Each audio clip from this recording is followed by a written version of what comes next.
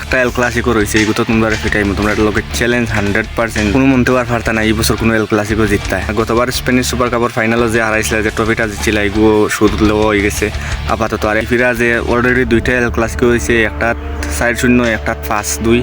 সামনেরটা কিংবা 7-2 কিংবা 7-0 ওলা হইতে পারে। তোমরা রেডি দেখিও সামনের ম্যাচের লাগে, সামনের এল ক্লাসিকো ম্যাচের লাগে। হোল্ড অন জানি একটু বেশি এক্সাইটিং আছে, বাদেও কিন্তু আমি এক্সাইটিং নাই, আমি একটু বেশি ডিসঅ্যাপয়েন্টেড।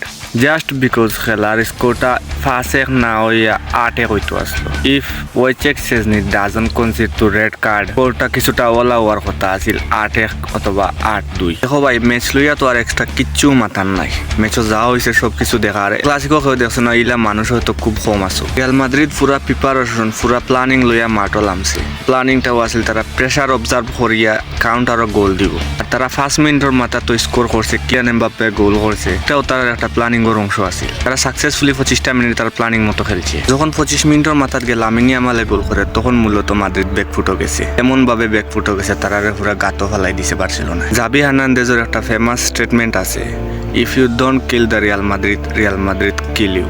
হানসি ফ্লিক 25 মিনিট বাদে ফাইনালি রিয়াল মাদ্রিদরে কিল করা শুরু করছে। আর এমন কিল করা শুরু করছে 53 মিনিটের মাথাত পুরা ডিস্ট্রয়েড করেছে। এরপরে কিন্তু একে 5টা গোল হয়েছে, টোটাল 5টা। এর ভিতরে মাদ্রিদ গুড়িয়া দাঁড়ানোর কোনো সিচুয়েশনও আসিল না। তারা কোনো রকম একটা ওয়ে পাইছে না যে কিলা গুড়িয়া দাঁড়াইব, কিলান বার্সেলোনার রাখটাইব, তারা এগুলো প্ল্যানিং করে বাইরে গেছে। আর মাদ্রিদের সবচেয়ে বড় ভুল আছিল ডিফেন্ডিং লাইন। ফেরলাইন চুয়ামেনি একজন মিডফিল্ডার, ডিফেন্সিভ মিডফিল্ডার। আর ডিফেন্সিভ মিডফিল্ডার ইউজ করে আসেনসিওর বেঞ্চও রাখিয়া ফেরলাইন চুয়ামেনির একটা লাগে স্টার্ট করা নিয়ে এলো। রিয়াল মাদ্রিদ ফ্যানগুলোর মনে একটাও প্রশ্ন। আমার পার্সোনালি মনে হয় যদি ফেরলাইন চুয়ামেনির স্টার্ট না করাইয়া এডুয়ার্ডো কামাভিঙ্গারে সেন্টার ব্যাকও খেলা নিয়ে হইতো, এডুয়ার্ডো কামাভিঙ্গা আরো বেশি ভালো সার্ভিস দিল। আর এসেন্সি হইলে তো আরো একটু বেশি ভালো হইলো। তো কার্লো আনচেলতি ভরসা রাখছে চুয়ামেনির উপরে, কিন্তু এন্ড অফ দ্য ডে চুয়ামেনির লিয়ে যে প্ল্যানিংটা করছে, প্ল্যানিংটা ওয়ার্ক করছে না। লুকাস বাস্কেস আর ফেরলান মেন্ডির লিয়ে একটু প্রশ্ন আছে। কালকে যতটাও গোল হয়েছে, তারা দুইটা যে রাইট ব্যাক আর লেফট ব্যাকের পজিশন ঠিক নাই। বার্সেলোনায় অতি অ্যাটাক করে, তারা অ্যাটাকটা কিলা আটাইব, তারা এই প্ল্যানিং এর ভিতরেও আসিল না। তারা খেউর পজিশন ঠিক আছিল না, তারা আন্তাজে খেলছে, ওটার লাগে আলাতুল গোল হয়েছে, গোল কনসিড করতে বাধ্য হয়েছে। তো খুব জলদিও ফেরলান মেন্ডি আর লুকাস বাস্কেসর রিপ্লেসমেন্ট টুকাইব। চুয়ামেনি তো ডিরেক্টলিও খেলার ভিতরেও আসিল না। আর একমাত্র যদি ডিফেন্স লাইনও কেউ থাকলে সেটা লাগে অ্যান্টোনিও রুডিগার। খাল খুব বেশি অ্যাগ্রেসিভ খেলছে, বালাও খেলছে, এটা মানতে হইব। আর কালকে পুরা রিয়াল মাদ্রিদের মাঝে সবচেয়ে বেশি ব্লাশিং আছে কিলিয়ান এমবাপ্পে। ভাই Kylian Mbappe world class player, world class performance দিব, একটাও স্বাভাবিক। অন্যান্য ম্যাচেও কিলিয়ান এমবাপ্পের তুকাইয়া নামিলেও গতকালকের ম্যাচেও কিলিয়ান এমবাপ্পে যে ওগুলা মুভমেন্ট লইছে, ওগুলা চান্স ক্রিয়েট করার তৈরি করছে, মানে অসাধারণ। কয়টা স্কিল করছে, লইয়া ঢুকি গেছিল, কয়টা অ্যাসিস্ট করছে। বাট অ্যান্টোনিও রুডিগার, জুড বেলিংহামে খামও লাগাইতে পারছে না। কিন্তু এমবাপ্পের কোনো মন্তেও মানে খালকুর কিমো তুমি লুকিয়ে রাখতে পারতে না, কিংবা আমি একজন বার্সা ফ্যান হিসাবে যে তার তারিফ করতে পারতাম না, এলা কিছু নাই। কালকে মানে পুরা ম্যাচও সব রিয়াল মাদ্রিদের সবচেয়ে ব্লাশিং আছে কিলিয়ান এমবাপ্পে।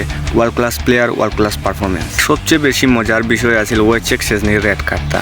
সুদাউরের হয়ে যদি রেড কার্ডটা না হইতো আরও বেশি হইতে পারতো। আর এর বাদে যে রেড কার্ড পাইছে, এটা তার কিচ্ছু যায় আসে না। মানে এটা আমি ফাউল করছি, রেড কার্ড পাইছি, ইটস ওকে, 12,000 কি মাঠও থাকি, এটা তার বালু ছিড়া যান না। এর মাঝে সবচেয়ে মজার বিষয় হইলে এই ভিডিওটা আমি একটা ফেসবুক রিলসও দেখছিল, ডাউনলোড হইতাম পাউরিলছি গিয়া রেড কার্ড কনসিড করে গিয়া ড্রেসিং রুমও গেছে, হবাই দিকে বিড়ি টানের বাথরুমও বইয়া ভিডিও একটা ভাইরাল হয়েছে। আমি ফেসবুক রিলসও দেখছি। রিয়াল মাদ্রিদের লগে ম্যাচে অত প্রেশার, তুই রেড কার্ড কনসিড করে গেছ, 10টা প্লেয়ারের পিছু খেলার, আর তুই গিয়া বাথরুমে বইয়া সিগারেট ঠান্ডার বা মাইন্ডর প্লেয়ার একমাত্র ওয়েচেক চেজনি। ভাই তার কিচ্ছু যায় আসে না, বেশি ওভার থিঙ্ক, অত বেশি কিছু হাই পিতা কিচ্ছু নাই। ওয়েচেক চেজনি মানে ওয়েচেক চেজনি, হে তার মতন যে কোনো জায়গায় যাও, তার পার্সোনাল লাইফ ইজ তার পার্সোনাল লাইফ।